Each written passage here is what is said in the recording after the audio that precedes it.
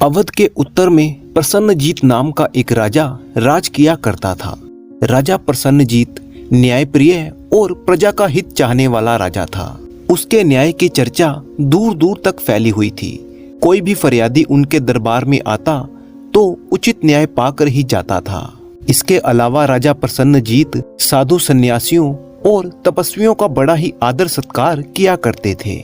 उनके महल में अक्सर ही साधु संत आते रहते और राजा उनका अतिथि सत्कार करते, साथ ही साथ दान दक्षिणा देकर उन्हें विदा करते।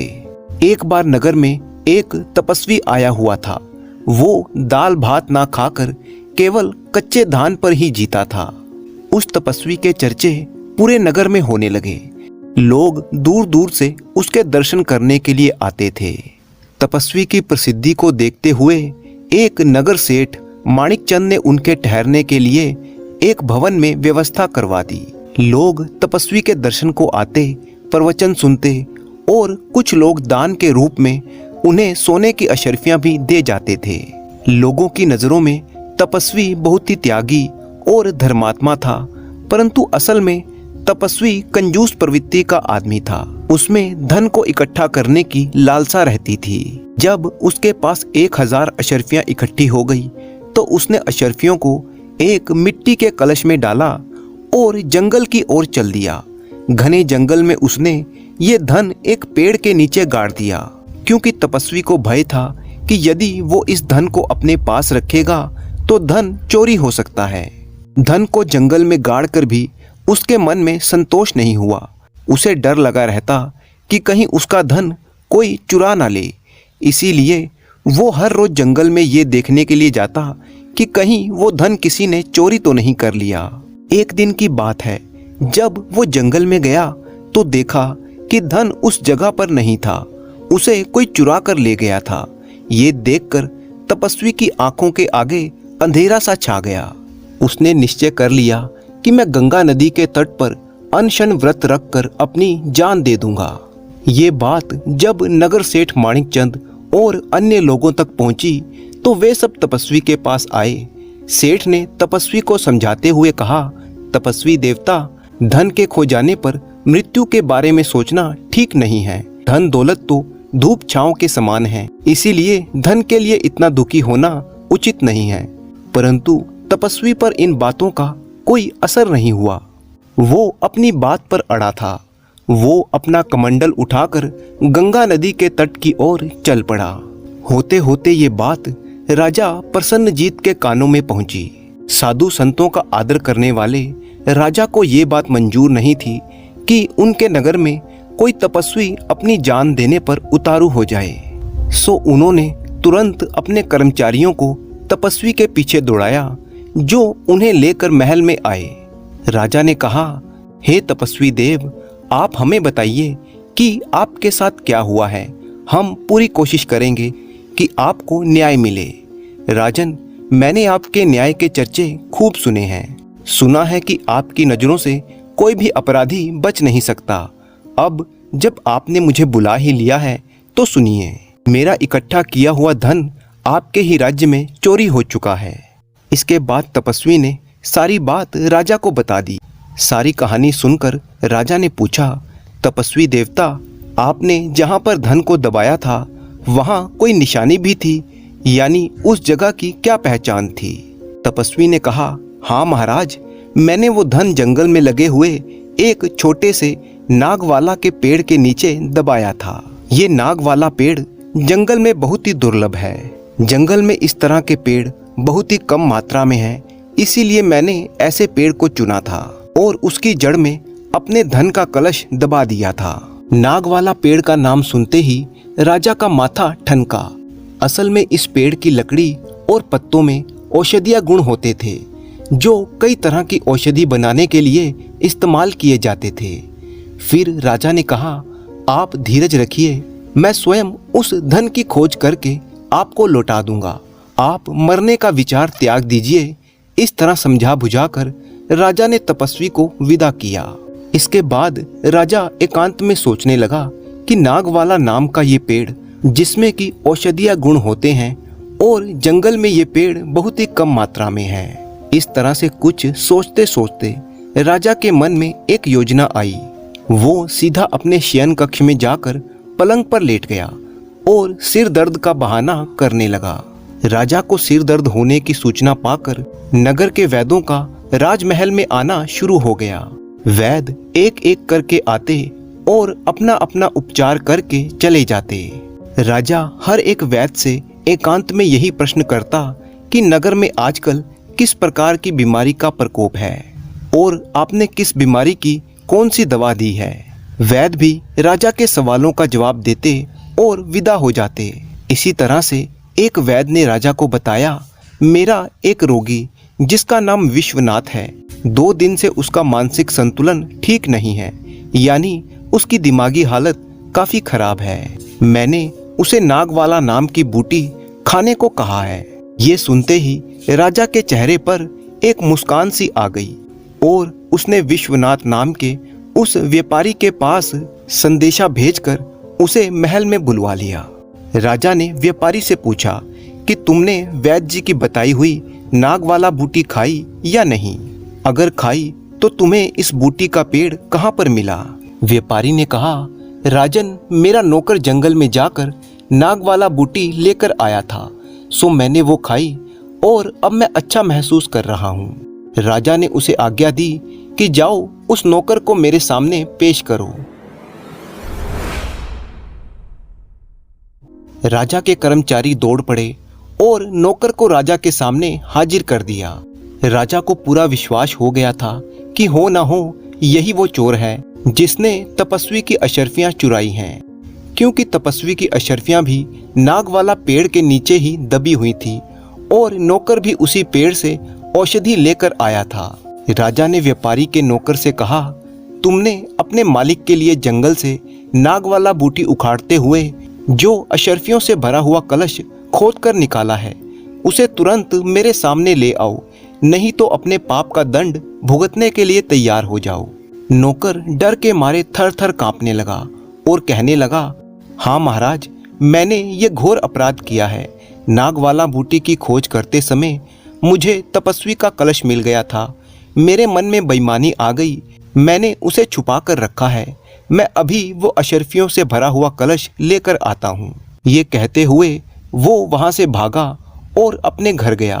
थोड़ी ही देर में उसने तपस्वी का कलश राजा के सामने रख दिया।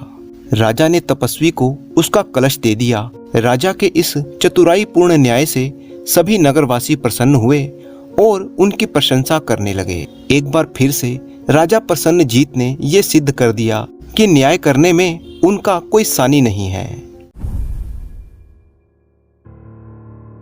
एक धनी सेठ था। उसके इकलौते बेटे की बारात बड़ी ही धूमधाम से शादी संपन्न करके वापस लौट रही थी। लौटते समय वे एक जंगल में विश्राम के लिए रुके।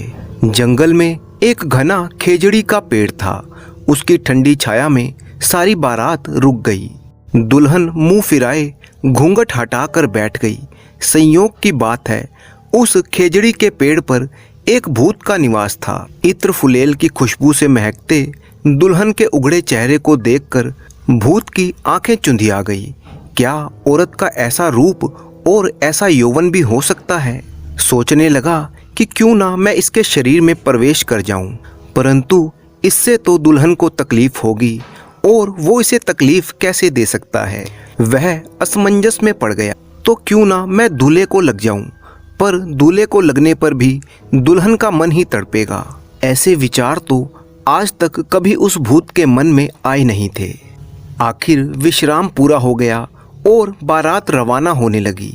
जब दुल्हन उठ के चलने लगी, छम छम करती हुई दुल्हन सजी धजी एक बैलगाड़ी में चढ़ गई। भूत सोचने लगा, ये दूल्हा कितना सौभाग्यशाली है, कितना सुखी है। भूत के रोम रोम में मानो कांटे चुभने लगे हों, हृदय में जैसे आग भड़कने लगी हो। भूत के मन में ऐसी उलझन कभी ना हुई थी। बैलगाड़ी के आंखों से अदृश्य होते ही वो मूर्छित हो गया। उधर बैलगाड़ी में बैठे हुए दूल्हे की उलझन भी कुछ कम नहीं थी। 2 घड़ी हो गई मगजमारी करते हुए, परंतु अभी तक विवाह के खर्चे का हिसाब नहीं मिल रहा था। बापू नाराज होंगे, खर्च भी कुछ अधिक हो गया था। दुल्हन बैलगाड़ी से बाहर देखने लगी। उसकी नजर रास्ते में लगे हुए ढालू के फलों पर पड़ी। दूल्हे की बाह पकड़कर दुल्हन एक बच्चे की तरह बोली, एक दफा बाहर भी नजर देख लो, ये ढालू के फल कितने सुंदर हैं। जरा नीचे जाकर मुझे 2-4 मुट्ठी तो ला दो। ये ढालू तो ठेठ गवारों की पसंद है। खाने की इच्छा हो तो मुझे बताओ, गांठ खोलकर तुम्हें चुवारे खिला दूं, नारियल दे दूं, जी भर कर खाओ। दुल्हन भी निपट गवार निकली। हठ करती हुई बोली, नहीं, मुझे तो बस ढालू ला दो। दूल्हे ने फिर से वही बात कही। जो एकदम जंगली होते हैं वे ढालू तोड़ते हैं और खाते हैं। मखाने खाओ, बताशे खाओ, चाहो तो मिश्री खाओ। इन ढालुओं की तो घर पर बात भी मत करना, लोग हंसेंगे हम पर।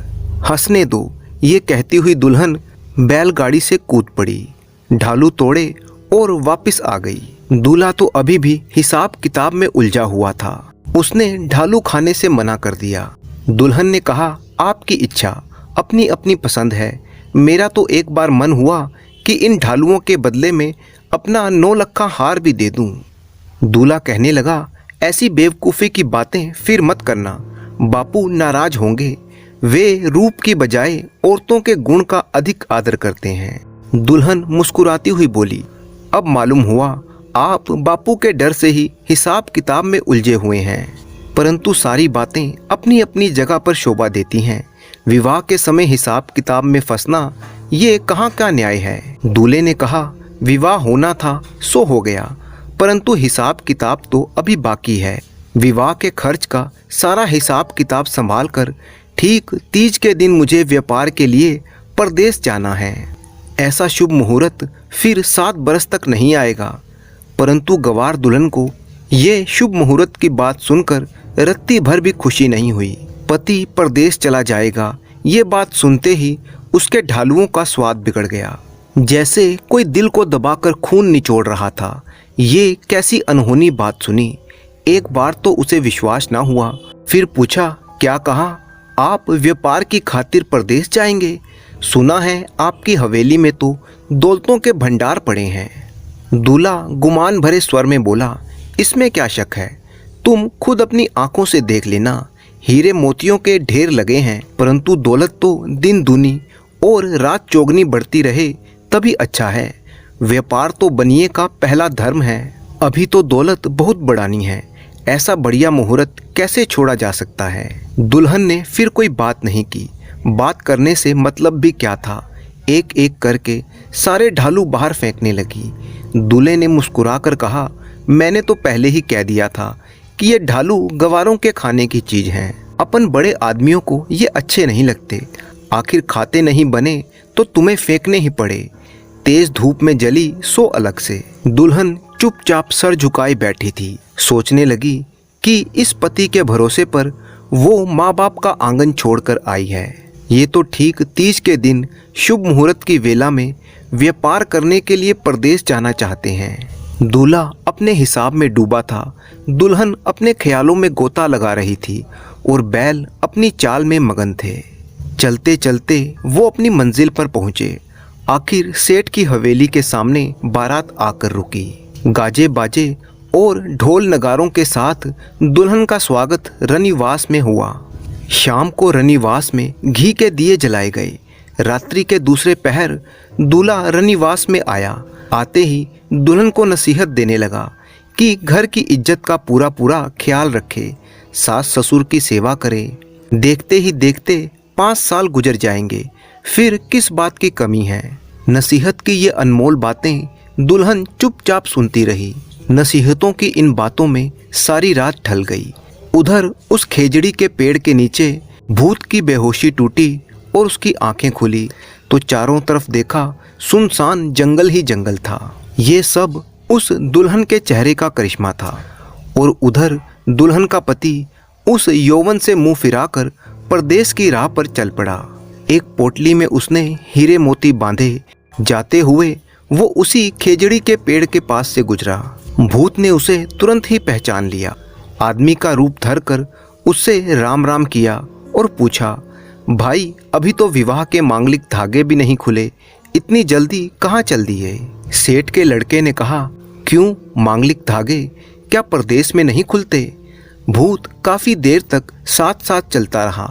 सारी बातें जान ली कि वो 5 साल के लिए परदेश में व्यापार करेगा। अगर ये मुहूर्त चूक गया तो अगले 7 साल तक ऐसा बढ़िया मुहूर्त हाथ नहीं लगता। सेठ के लड़के की बोलचाल, उसके स्वभाव को गौर से देखने के बाद भूत ने अपनी राह ली। मन ही मन में सोचने लगा कि सेठ के लड़के का रूप धरकर सवेरे ही सेठ की हवेली पर पहुंचा जाए तो 5 साल तक कोई पूछने वाला नहीं है। ये बात तो खूब बनी। क्या उम्दा मौका हाथ लगा है, आगे की आगे देखी जाएगी। फिर तो उसने एक पल की देर भी नहीं की, हूबहू सेठ के लड़के का रूप धरकर गांव की तरफ चल पड़ा। मन में खुशी की सीमा ना थी। वो सीधा हवेली ना जाकर पहले सेठ की दुकान पर पहुंचा। हिसाब किताब करते हुए सेठ ने बेटे को देखा, तब भी उसका मन नहीं माना। परदेश के लिए गया हुआ बेटा वापस कैसे आ सकता है? आज दिन तक उसने कभी मेरी बात नहीं टाली। बापू के होंठों पर आती हुई बात को बेटा बगैर कहे ही समझ गया। हाथ जोड़कर बोला, आप मेरी बात पहले सुन लें। व्यापार के लिए सलाह मशवरा करने के लिए ही मैं वापस आया हूँ। अगर आपकी मर्जी नहीं होगी तो घर बगैर गए ही मैं वापस मुड़ जाऊँगा। रास्ते में समाधि लगाए हुए एक महात्मा के दर्शन हो गए थे। उनके सारे शरीर पर दीमक लगा हुआ था। मैंने सफाई की, दीमक हटाई, कुएं से पानी निकालकर उन्हें नहलाया, पानी पिलाया, खाना खिलाया। तब महात्मा ने खुश होकर वरदान दिया कि सवेरे पलंग से नीचे उतरते ही मुझे रोजाना 5 मोहरें प्राप्त होंगी। परदेश जाने के विचार से वो वरदान खत्म हो जाएगा। अब आप जो आज्ञा दें मैं वही करूँगा। सेठ खुशी खुशी उसकी बात मान गया। सेठ के साथ सेठानी भी बहुत ही खुश हुई। इकलौता बेटा आंखों के सामने रहेगा। दुल्हन को खुशी के साथ साथ आश्चर्य और गर्व भी हुआ कि भला ये रूप छोड़कर कौन परदेश जा सकता है। दुकान का हिसाब किताब और भोजन करने के बाद पति रात के समय रनिवास में आकर सो गया। दुल्हन बिना किसी संकोच के उसके पास आकर बैठ गई। दुल्हन मुस्कुराती हुई बोली, मैं जानती थी कि तुम बीच राह से ही लौट आओगे। मेरे रोकने के बावजूद भी क्यों ना रुके? आखिर मेरी मनोती सच हुई ना। ये बात सुनते ही पति के मन में बवंडर सा उठा। इस पवित्र दूध में कीचड़ कैसे मिलाए? इसको छलने से बढ़कर कोई पाप नहीं होगा। ये तो मुझे असली पति मानकर खुश हो रही है। सोचने लगा कि चेहरे से क्या होता है। अगर वो सच्चा पति होता तो व्यापार के लालच में औरत को छोड़कर क्यों जाता? क्या उसने इसीलिए हाथ थामा था कि ऐसे रूप को वो छोड़कर चला जाए? वो थोड़ा खिसक कर कहने लगा, दरअसल मैं तो कोई दूसरा आदमी हूँ। इसके बाद उस भूत ने दुल्हन को सारी बात बताई कि उस खेजड़ी के पेड़ पर उसका मुकाम है और उसका रूप देखकर उसकी क्या दशा हुई थी, कैसे वो उसे देखकर बेहोश हुआ और कैसे वो वापस होश में आया। परदेश जाते हुए उसके पति के साथ क्या क्या बातें हुई, फिर उसका रूप धरकर कैसे इस हवेली में आया। सारी बात विस्तार से बताई। दुल्हन कठपुतली की तरह गुमसुम बैठी सारी बात सुनती रही। क्या इसी बात को सुनने की खातिर विधाता ने उसे कान दिए थे? उसकी कलाई को सहलाते हुए भूत आगे कहने लगा, माँ बाप को तो रोज 5 मोहरें चाहिए और दुकान की कमाई से मतलब है। असली बात से उन्हें कोई लेना देना नहीं। परंतु अगर तुम्हें ना बताया तो ये प्यार के मुंह पर कालिक पुज जाएगी। तुम्हें तड़पाकर मैं प्रेम का आनंद नहीं लेना चाहता। फिर भी उम्र भर तुम्हारा एहसान मानूंगा कि तुम्हारे प्रेम की वजह से मेरे हृदय का जहर अब अमृत में बदल गया। दुल्हन के दिमाग में एक लहर सी उठने लगी। वह सोचने लगी, मेरे जन्म के समय घर वालों को कोई खास खुशी नहीं हुई। लड़का होता तो अधिक खुश होते, और अब एक पति मिला तो वो भी व्यापार और हिसाब किताब में खोया रहता है। उसे ना तो बैलगाड़ी में मेरी बात समझ में आई और ना ही रनिवास में। सुना रनिवास और फीकी सेज छोड़कर अपने व्यापार के लिए चल पड़ा। वापस मुड़कर भी नहीं देखा। और आज इस भूत ने प्रेम की ऐसी रोशनी जगा दी जो आज तक मैंने नहीं देखी। 7 फेरे वाला पति जबरन रवाना हो गया तो उस पर वश नहीं चला। भूत वाली इस प्रीत के सामने भी उसका वश कहाँ चलता। जाने वाले को रोक ना सकी तो फिर रनिवास में आने वाले को कैसे रोके। पति ने तो उसे इस मझधार में छोड़ ही दिया था। भूत होते हुए भी इसने प्रीत जताई तो कैसे इनकार करे। अपनी सुध बुध बिसार कर भूत की गोद में लुढ़क गई। चुटकियों में दिन बीतने लगे। व्यापार खूब बढ़ा, लेन देन खूब बढ़ा। माँ बाप खुश थे। सारा इलाका सेठ के लड़के से बेहद खुश था। बस उसमें एक ही कमी थी कि सेठ के लड़के का पत्र आता तो वो फाड़ कर फेंक देता, वापिस कोई जवाब ना देता। इस आनंद और यश के बीच में देखते ही देखते 3 बरस बीत गए। भूत भी उस हवेली में रस बस गया था, जैसे सेठ का सगा बेटा ही हो। बहू भी रनिवास के नशे में विभोर थी। इसी बीच बहू के गर्भवती होने की खुशखबरी सेठ को मिली। सेठ फूला ना समाया। दिन घोड़े की गति से बीतने लगे। 5 महीने बीते, 7 महीने पूरे हुए और फिर 9वां महीना भी चालू हो गया। बहू दिन भर रनिवास में सोई रहती और उसकी दासियां 8 पहर हाजिर रहती। इधर सेठ के असली बेटे का भी हाल सुनो। वो परदेश में दौलत इकट्ठी कर रहा था। सोचता था बापू बेहद खुश होंगे। बीच बीच में आसपास के व्यापारी उससे मिलते रहते थे। उसे वहां पाकर वह बहुत ही आश्चर्यचकित होते। एक दफा एक व्यापारी ने पूछ ही लिया कि वो गांव से कब वापस आया। ये सुनकर उसे कम आश्चर्य नहीं हुआ। जवाब दिया कि उसने तो अभी तक गांव की तरफ मुंह भी नहीं किया। वे पागल तो नहीं हो गए। व्यापारी जोर देकर कहने लगा और विस्तार से सारी बात बताई, परंतु उसे फिर भी विश्वास नहीं हुआ। वो सोचता था कि ये सब लोग उसके व्यापार से जलते हैं, इसीलिए ऐसी बातें करते हैं। परंतु एक दिन सवेरे सवेरे की बात है, एक भरोसेमंद पड़ोसी ने आकर उसे खबर दी कि बहू को बच्चा होने वाला है। सेठ का लड़का बोला, अगर ऐसी बात होती तो घर वाले मुझे जरूर खबर देते। मैंने 5-7 चिट्ठियां तो लिखी ही थी, परंतु एक का भी जवाब नहीं आया। पड़ोसी ने कहा, भले आदमी, जरा सोचो तो सही कि घर वाले खबर क्यों करते और किसको करते। उनका लड़का तो बीच राह से तीसरे दिन ही वापस आ गया था। एक महात्मा के दिए हुए मंत्र से सेठ जी को रोजाना 5 मोहरे देता है। हवेली पर तो राम की मेहर है। रनिवास में घी के दिए जलते हैं। हाँ, अब मालूम हुआ कि आपकी शक्ल हूबहू सेठ के लड़के से मिलती है। विधाता का खेल है। खुद सेठ जी देखें तो पहचान ना सकें। अब बातचीत करने पर मालूम हुआ कि आपकी शक्ल तो जरूर मिलती है, परंतु आप कोई दूसरे हैं। भला मैं दूसरा कैसे हुआ? अब लगता है कि कल परसों ही जाना पड़ेगा। सो सेठ के लड़के ने अपना धंधा समेटा, मुनीम को सारा हिसाब किताब समझाया और अपने गांव की तरफ चल पड़ा। वही जेठ का महीना था। लू चल रही थी। रास्ते में उसने ढालू के फल देखे तो अचानक उस दिन वाली बात याद आ गई। सोचा, बहू की अगर ऐसी पसंद है तो अपना क्या जाता है, कौन से पैसे लगते हैं। पके हुए ढालू तोड़कर अपने अंगोछे में बांध लिए। वो हवेली में पहुंचा तब आंगन में औरतों का जमघट लगा हुआ था। सेठ सेठानी घबराए हुए मनोतियों पर मनोतियां मांग रहे थे। भूत वाला पति ऊपर रनिवास के दरवाजे पर खड़ा था, एकदम उदास, और बहू अपने कमरे में थी जहां पर वो प्रसव पीड़ा से जूझ रही थी। असली पति बेहिचक आंगन में आ खड़ा हुआ।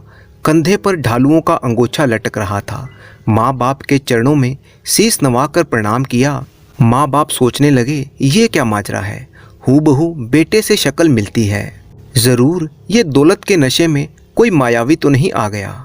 आंगन में बैठी औरतें चिल्ला उठी, हाय दैया, एक ही शक्ल के 2 पति, कौन सच्चा कौन झूठा, ये कैसा तमाशा है। कोई इधर भागी, कोई उधर भागी। असली पति को जब पता चला कि उसकी पत्नी गर्भवती है, सुनी हुई खबर सच्ची निकली। ऐसा छल किसने किया, कैसे हो इसकी पहचान। अचानक ऊपर रनिवास के दरवाजे पर खड़े युवक पर उसकी नजर पड़ी। ये तो वास्तव में ही हूबहू उसका हमशक्ल है। मायावी के छल का कौन मुकाबला कर सकता है। बापू के मुंह की ओर देखता हुआ असली पति बोला, मैं 4 साल से दूर प्रदेश में था, फिर भी समझ में नहीं आता कि बहू गर्भवती कैसे हुई। तुम्हें तो कुछ अकल से काम लेना था। सेठ ने मन ही मन में सारा हिसाब लगाया और बोला, तू है कौन? मेरा लड़का तो तीसरे ही दिन वापस आ गया था। तू जरूर कोई मायावी है। लड़का बोला, 4 साल तक बेशुमार कमाई की और तब परदेश से वापस आया हूँ। इसमें माया रचने की कौन सी बात है? तुम्ही ने जबरदस्ती भेजा था। सेठ ने कहा, नहीं चाहिए मुझे तेरी कमाई। तू मुझे कमाई का लालच दिखाता है। जिस राह आया है उसी राह सीधे सीधे चलता बन, वरना तेरी खैर नहीं है। बापू का तो दिमाग फिर गया लगता है। उसने माँ के मुंह की ओर देखकर कहा, माँ, क्या तू भी अपनी कोख के बेटे को नहीं पहचानती? माँ इस सवाल का क्या जवाब देती? उसकी जुबान मानो तालू से चिपक गई हो। माँ ने कुछ जवाब नहीं दिया तो बेटा भी असमंजस में पड़ गया। अचानक उसे ढालुओं वाली बात याद आ गई। कांपते हाथों से तुरंत अंगोछा खोला और बापू से कहने लगा, बहू को उस दिन के ढालुओं की बात पूछो, वह सारा किस्सा बता देगी। सेठ को गुस्सा आया, बोला, पागल कहीं का, ये समय ढालुओं की बात पूछने का है? बहू मौत से जूझ रही है और तुझे ढालुओं की पड़ी है। भाड़ में जाए तेरे ढालू।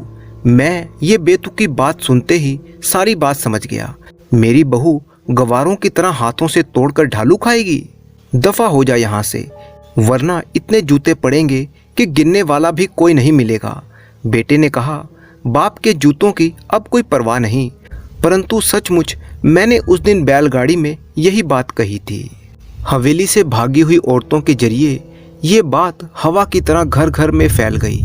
देखते ही देखते सेठ की हवेली के सामने मेला सा लग गया। उधर बहू अपने कमरे में प्रसव पीड़ा से बेहाल हो रही थी। चारों तरफ खूब तमाशा होने लगा। अपनी हवेली के चारों ओर ये जमघट देखा तो सेठ की एड़ी से लेकर चोटी तक आग लग गई। कहने लगा, मेरे घर की बात है, मैं आप ही निपटा लूँगा। बस्ती वालों, तुम क्यों टांग अड़ाते हो? मैं कहता हूँ कि बाद में आने वाला आदमी कोई कपटी है। मैं अपने नौकरों से धक्का देकर उसे निकलवा दूंगा। बेटा चिल्लाया, बापू तुम ये क्या पागलपन करते हो? सूरज को तवा और तवे को सूरज बता रहे हो। तुम जैसे भी चाहो पूरी छानबीन कर लो, ये सरासर अन्याय हो रहा है। बस्ती वालों की भीड़ भी अब ढालू वाले पति का साथ देने लगी। उधर बहू के कमरे का दरवाज़ा खुला तो दाइयों ने आकर खबर दी कि बहू को लड़की हुई है। मौत की विकट घड़ी अब टल गई है। रनिवास के बाहर खड़े भूत वाले पति को अब जाकर होश आया। होश में आते ही उसे भनक पड़ी कि क्या माजरा चल रहा है, ये कैसी मुसीबत आन पड़ी। दूसरी तरफ बस्ती वालों की भीड़ अब ढालू वाले पति की तरफदारी करने लगी। गांव के कुछ बुजुर्गों ने कहा, सेठ जी अब तो दूध का दूध और पानी का पानी ही होना चाहिए। ये आदमी बढ़ बढ़ कर कहता है कि बहू से ढालुओं वाली बात पूछो, तो इसमें हर्ज ही क्या है। कुछ औरतें बहू के कमरे में गई और उससे ढालू वाली बात पूछी। बहू ने दांत पीसते हुए बड़ी ही कठिनाई से कहा, मुझे मेरे हाल पर छोड़ दो। मुझे परेशान करने के लिए क्या यही समय मिला था? औरतें मुंह बिगाड़ती हुई बाहर आईं और बोली, ऐसी बातों में औरतें सच नहीं बोलती, हमें तो दूध में कुछ काला लगता है। आखिरकार फैसला ये हुआ कि दोनों को राजा के पास ले जाया जाए और राजा ही इस बात का न्याय करेंगे। भीड़ उन्हें साथ ले जाने को तैयार हुई। तब रनिवास के बाहर खड़े पति ने कहा, मुझे एक दफ़ा बहू के कमरे में जाने दो, माँ बेटी की खैरियत कैसी है जरा पूछ तो लूँ। पर लोग नहीं माने। कहने लगे, फैसला होने के बाद सारी उम्र खैरियत पूछते रहना, इतनी जल्दी क्या है। दोनों पति बंधे हुए साथ साथ चल रहे थे। सेठ भी जूतियां फटकारते हुए उनके साथ जा रहा था। वैसे वो भूत था तो महाबली, न्याय करने वाले पंचों की गर्दन एक साथ मरोड़ सकता था, कई करतब दिखा सकता था, किसी के शरीर में घुसकर उसका सत्यानाश कर सकता था। परंतु 4 साल तक प्रेम की जिंदगी जीकर उसका मानस ही बदल गया था। भीड़ का बवंडर राजा के पास न्याय की खातिर जल्दी जल्दी आगे बढ़ा जा रहा था कि बीच राह में ही उन्हें भेड़ें चराता हुआ एक गडरिया मिल गया। कहने लगा, इतने सारे लोग इकट्ठे होकर कहाँ जा रहे हैं? 2-3 मर्तबा समझाने पर उसे ठीक से समझ में आया कि आखिर माजरा क्या है। वो कहने लगा, इस अदने से काम की खातिर बेचारे राजा को क्यों तकलीफ देते हो? इस झमेले को तो मैं ही निपटा सकता हूँ। लोगों ने सोचा कि अभी राज दरबार तो काफ़ी दूर है, अगर इस गवार की अकल से ही काम निकल जाए तो क्या हर्ज है, वरना आगे तो जाना ही है। वे लोग मान गए। तब गडरिये ने बारी बारी से दोनों के चेहरे को देखा। बिल्कुल एक ही शक्ल, बाल जितना भी फर्क नहीं था। दोनों की रस्सियां खोलते हुए वो कहने लगा, भले आदमियों, इन्हें इस तरह बांधने की क्या ज़रूरत थी? इस भीड़ से बचकर ये कहाँ जाते? फिर मुखिया की तरफ देखकर पूछा, ये गूंगे बहरे तो नहीं हैं? मुखिया ने कहा, नहीं, ये तो बिल्कुल गूंगे बहरे नहीं हैं, बेधड़क बोलते हैं। रस्सी को समेटते हुए गडरिया कहने लगा, समझ गया, बोलना जानते हैं, पर साथ ही साथ झूठ बोलना भी सीख गए हैं। पर कोई बात नहीं, सच को बाहर निकालना तो मेरे बाएं हाथ का खेल है। गले में लाठी घुसेड़कर आंथों में फंसा हुआ सच भी मैं बाहर निकाल लेता हूँ। देर किस बात की है? बोलो, किसके गले में ये डंडा घुसेड़ूं? जो पहले मुंह खोलेगा वो सच्चा होगा। वो भूतों के छल बल में तो उस्ताद था, पर इंसानों के कपट की उसे लेश मात्र भी जानकारी नहीं थी। इंसान की जबान से निकली हुई हर बात को वो सही मानता था। सोचने लगा, उसके गले में ये डंडा क्या बिगाड़ सकता है? ऐसे 7 डंडे भी घुसेड़ दो तो मेरा बाल भी बांका नहीं हो सकता। वो तुरंत मुंह फाड़ता ही नजर आया और सेठ के लड़के ने होंठ भी नहीं खोले। मुंह फाड़ने वाले पति की पीठ ठोकते हुए गडरिया बोला, वाहरे पट्टे, तुझ जैसे सत्यवादी आदमी को इन मूर्खों ने इतना परेशान किया। मन ही मन में गडरिया समझ गया था कि जो आदमी इतनी बड़ी लाठी अपने मुंह में रखने को तैयार हो, वो कोई साधारण आदमी नहीं हो सकता। अगले ही पल गडरिया बोला कि अभी थोड़ी गुंजाइश बाकी है, मेरी एक और परीक्षा है। गडरिये की भेड़ें काफ़ी दूर दूर अलग अलग चल रही थीं और उनकी तरफ इशारा करते हुए गडरिये ने कहा, मैं 7 तालियां बजाऊं, तब तक इन सारी भेड़ों को घेर कर इस पेड़ के नीचे ले आओ। जो इकट्ठा कर दे वो ही सच्चा। गडरिये के कहते ही उस भूत ने बवंडर का रूप धरकर 5वीं ताली बजाने से पहले ही सारी भेड़ों को इकट्ठा कर दिया। इधर सेठ का लड़का मुंह लटकाए खड़ा रह गया, वहां से हिला तक नहीं। गडरिया बोला, शाबाश, सच्चे पति के अलावा इतना जोश और इतनी ताकत भला किस में हो सकती है? गडरिया अब पूरी तरह से समझ चुका था कि ये आदमी अवश्य ही कोई मायावी है। फिर गडरिये ने कहा, अब एक आखिरी परीक्षा और कर लूं, उससे पहले थोड़ी प्यास बुझा लूं। गडरिये ने अपनी पानी की बोतल निकाली और सारा पानी पी गया। फिर पेट पर हाथ फेरते हुए कहने लगा, 7 चुटकियों के साथ जो इस बोतल के अंदर घुस जाएगा वो ही असली पति होगा और रनिवास का मालिक होगा। असली भूत को बोतल के अंदर घुसने में कुछ भी वक्त नहीं लगा। ये करतब तो वो जन्मों से जानता था। भूत के अंदर घुसते ही गडरिये ने एक पल भी नहीं गवाया और बोतल का मुंह ढक्कन से बंद कर दिया और उस पर कसकर रस्सी बांध दी। फिर पंचों की ओर देखा और बोला, ये लो, हो गया न्याय। कितनी देर लगी न्याय करने में? पानी की बोतल तो मेरी जाएगी, पर न्याय करना मंजूर किया। चलो अभी सब चलकर इस बोतल को नदी के हवाले कर दो। सेठ का लड़का तो खुशी के मारे बोरास आ गया था। विवाह से भी 1000 गुना आनंद उसे आज हो रहा था। मारे खुशी के कांपते हुए हाथों से उसने अपनी अंगूठी खोलकर गडरिये के सामने रख दी। गडरिया बगैर कहे ही उसकी बात समझ गया, पर अंगूठी कबूल नहीं की। बोला, मैं कोई राजा नहीं हूँ जो न्याय की कीमत वसूल करूँ। मैंने तो अटका हुआ काम निकाल दिया और ये अंगूठी मेरे किस काम की? ना तो मेरी उंगली में आती है और ना ही मेरे डंडे में। ये बेकार की वस्तुएं तुम अमीरों को शोभा देती हैं। अब कहीं जाकर भूत को गडरिये के इस न्याय का पता चला, पर अब हो ही क्या सकता था। बात काबू से बाहर हो चुकी थी। तो भी बोतल के भीतर से वो चिल्लाया, बापू मुझ पर दया कर, एक दफ़ा बाहर निकाल दे, जिंदगी भर तेरा गुलाम रहूँगा। भला अब भूत की बात कौन सुनता। उत्साह से सभी लोग नदी के किनारे पर पहुंचे और बोतल को नदी की ऊंची ऊंची लहरों में फेंक दिया। इसके बाद बस्ती के लोग, सेठ और सेठ का लड़का वापस अपने गांव लौट आए।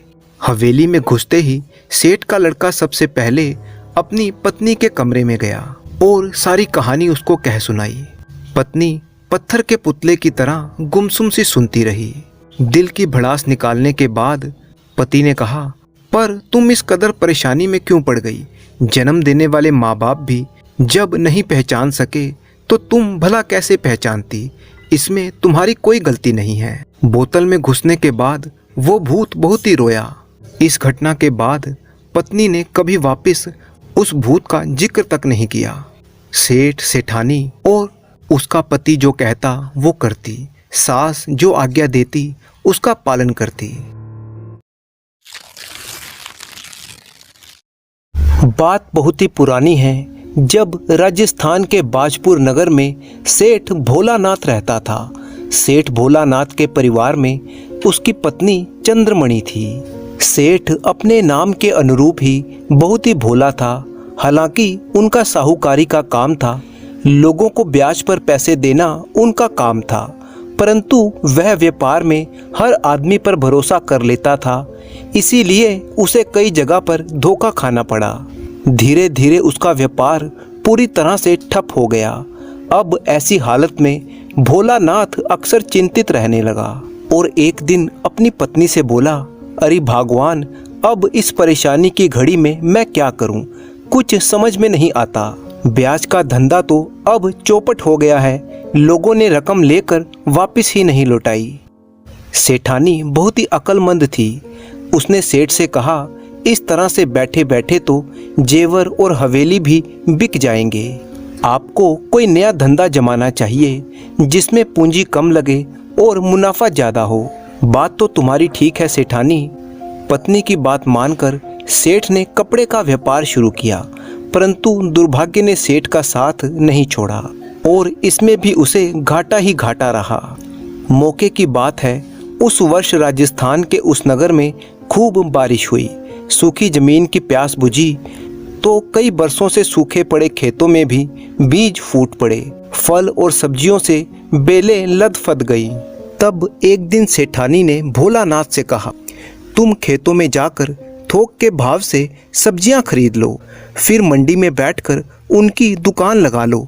भगवान ने चाहा तो अच्छा मुनाफा हो जाएगा। भली मानस, मैं बनिए का बेटा हूँ, कोई माली की औलाद नहीं हूँ।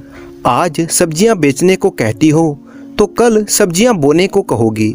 मुझे नहीं लगानी सब्जियों की कोई दुकान। ऐसा ना कहो जी, कोई काम छोटा बड़ा नहीं होता। हाँ, अकल अवश्य बड़ी होती है। सोना चांदी बेचो या सब्जियां, बात एक ही है। होशियारी से धंधा करोगे तो सब्जियां भी मुनाफा उगलेंगी। आखिरकार सेठ को अपनी पत्नी की बात माननी ही पड़ी।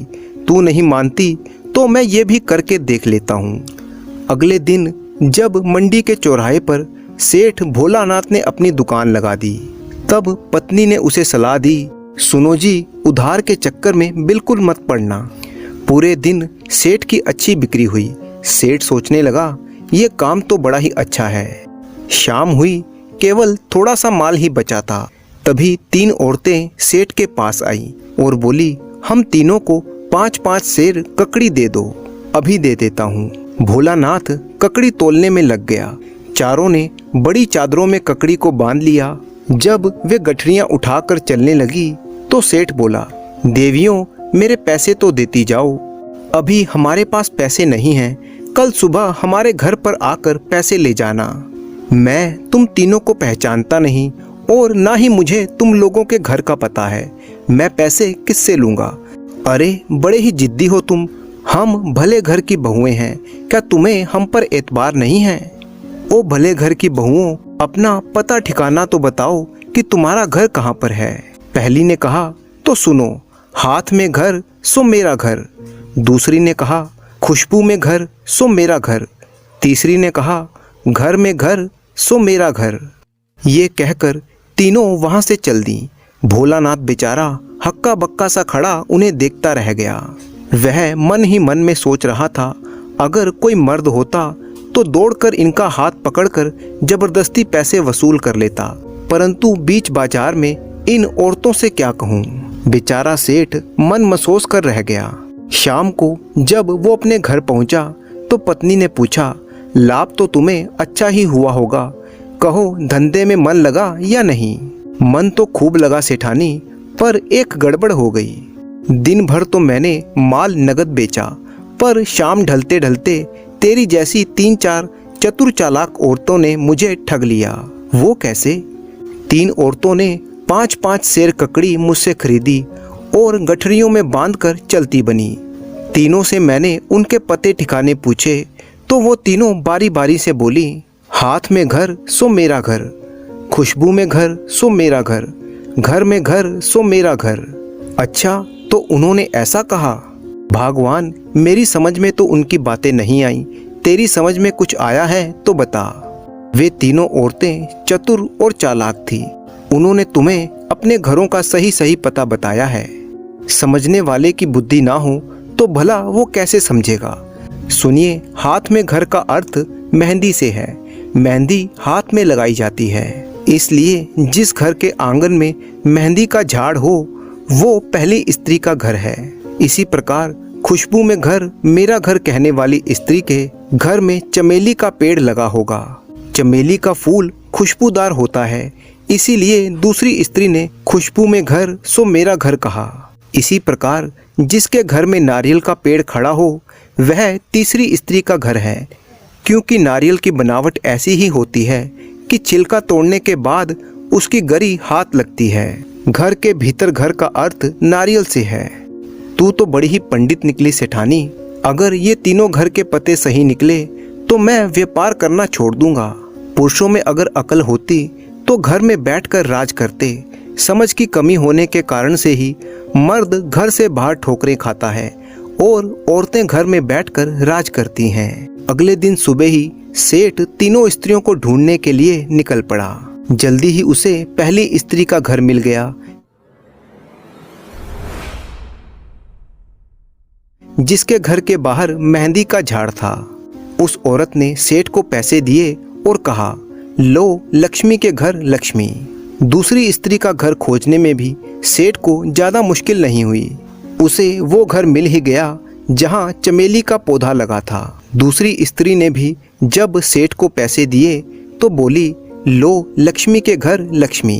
तीसरी स्त्री जिसके घर में नारियल का पेड़ था उसने भी सेठ को पैसे देते हुए यही कहा, लो लक्ष्मी के घर लक्ष्मी। तीनों से पैसे लेकर सेठ हवेली वापस पहुंच गया। तब सेठानी ने कहा, कहो तीनों से उधार वापस ले आए। हाँ भगवान, तू जीती और मैं हारा, पर एक बात उन तीनों की आज फिर से मुझे समझ में नहीं आई। कौन सी बात जो तुम्हें समझ में नहीं आई, मैं तुम्हें समझाती हूँ। तीनों औरतों ने मुझे पैसे देते हुए एक ही बात कही थी, लो लक्ष्मी के घर लक्ष्मी। मैं तो कुछ समझा नहीं, उनकी बात मेरी समझ में नहीं आई। तेरी समझ में आई तो बता दे। सुनो मेरे भोले स्वामी, मैं तुम्हारे घर की लक्ष्मी हूँ और अब मेरे हाथ में भी ये लक्ष्मी है जो तुम उन तीनों औरतों से लेकर आए हो। तीनों घरों से पैसे मेरी सूझबूझ से ही आए हैं, इसीलिए तीनों स्त्रियों ने पैसे देते हुए कहा, लो लक्ष्मी के घर लक्ष्मी। हे मेरी लक्ष्मी देवी, भला उन तीनों को कैसे मालूम पड़ा कि तेरी सूझबूझ से ही पैसे मुझे मिले हैं? जरा बता तो सही। अगर तुम में समझ होती तो कल बाजार में पहले ही उन तीनों औरतों से पैसे लेते, फिर उन्हें सब्जी की गठरियां उठाने देते। दूसरे दिन तुम पैसे वसूलने सीधे उनके घर पर पहुंच गए तो वे जान गई कि ये अकल का काम तुम्हारा नहीं बल्कि तुम्हारी पत्नी का है, यानी मेरा। इसीलिए उन तीनों ने पैसे देते हुए कहा कि लो लक्ष्मी के घर लक्ष्मी। ओह, तो ये बात थी। अब तो मान गए ना मेरी बुद्धिमानी का लोहा। हाँ भाग्यवान, तू वास्तव में ही मेरे घर की लक्ष्मी है।